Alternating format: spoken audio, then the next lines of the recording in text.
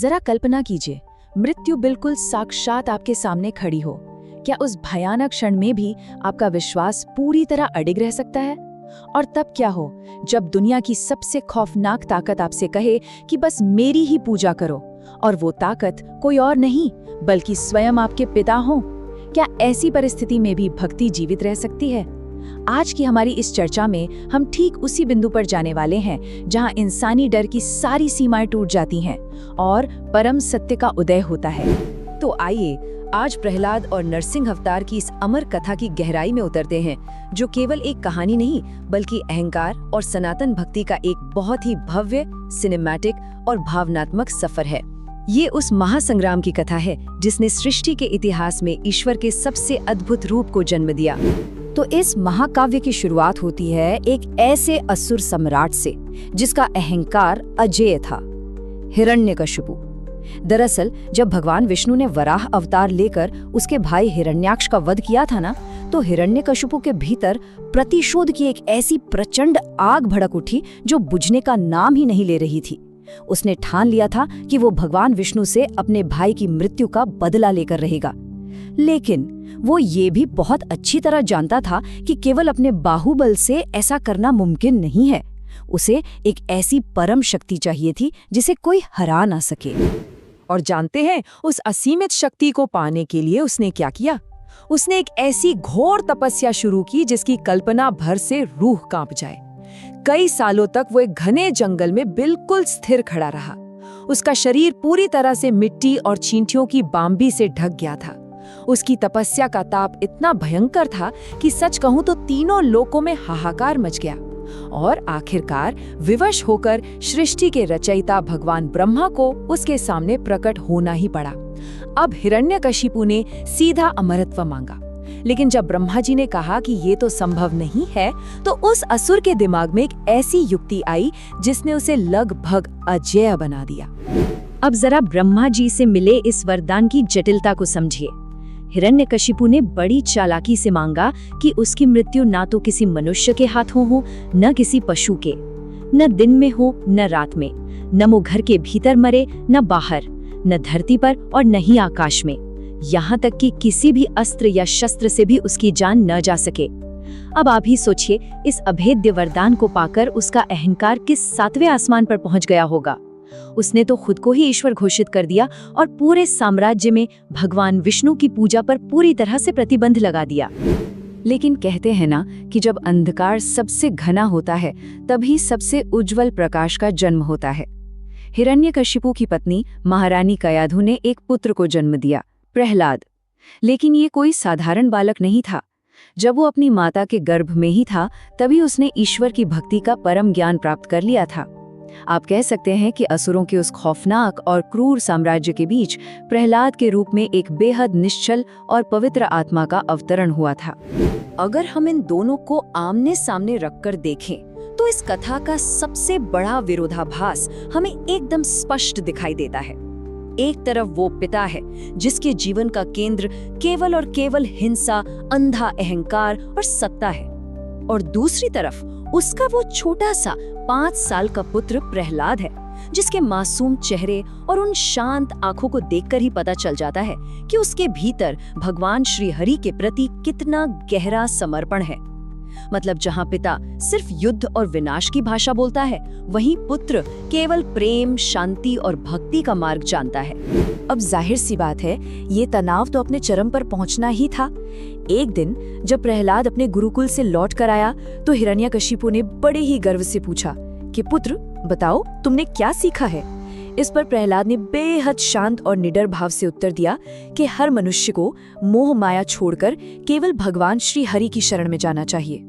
बस ये सुनना था और उस महाशक्तिशाली असुर सम्राट के चेहरे के भाव पूरी तरह से बदल गए। जरा सोचिए, एक 5 साल के बालक के मुख से निकले इन सरल शब्दों का क्या भयंकर प्रभाव पड़ा होगा।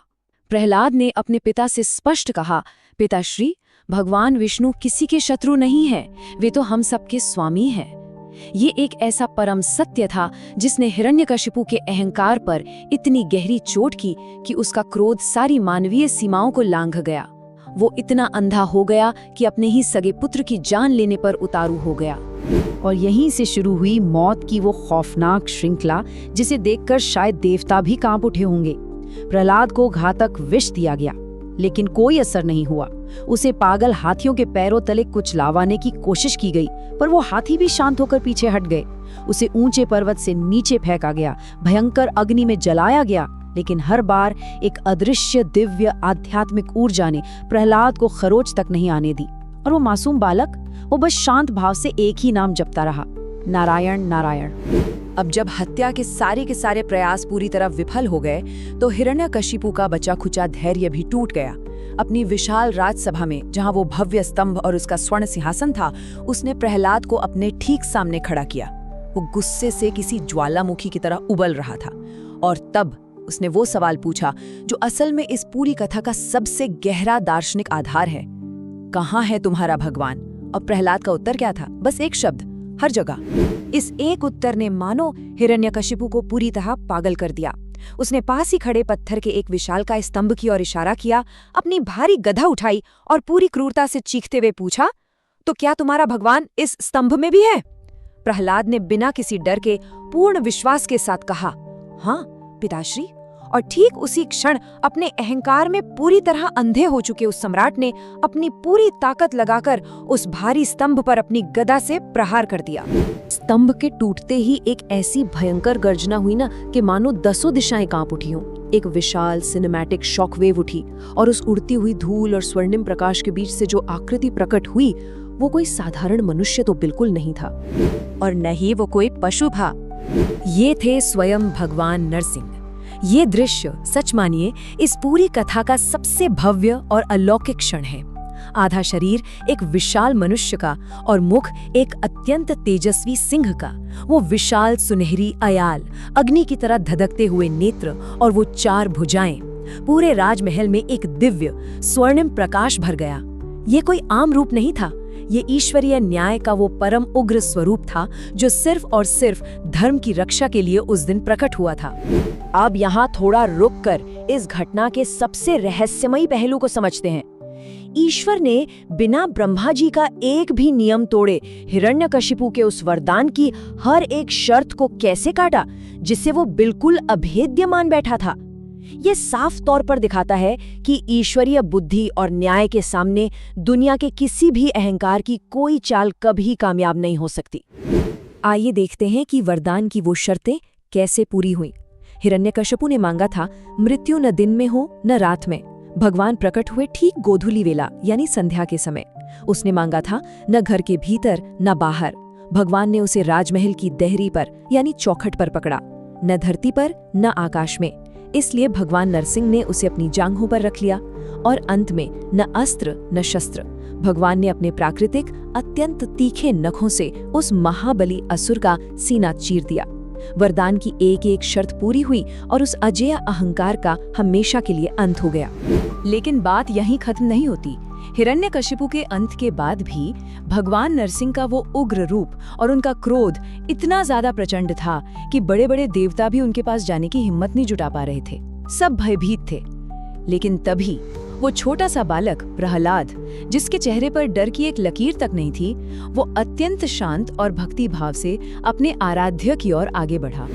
ये जो क्षण है ना, ये सीधे हृदय की गहराइयों को छू लेता है। जैसे ही उस मासूम प्रहलाद ने भगवान नरसिंह के चरणों का स्पर्श किया, सृष्टि की वो सबसे उग्र और खौफनाक शक्ति एक पल में शांत हो गई। भगवान ने अत्यंत वात्सल्य के साथ उस बालक को उठाया और अपनी गोद में बैठा लिया। सोचिए, जिस बालक ने अपनों से ही इतनी क्रूरता सही थी, उसे आज स्वयं परमेश्वर ने अपने शाश्वत संरक्षण में ले लिया था। और इसके बाद जो हुआ, वो एक सच्चे भक्त का असली स्वरूप दुनिया के सामने रखता है।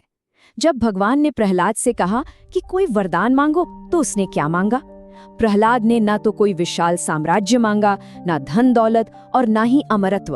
उसने केवल भगवान के चरणों में अटल भक्ति मांगी।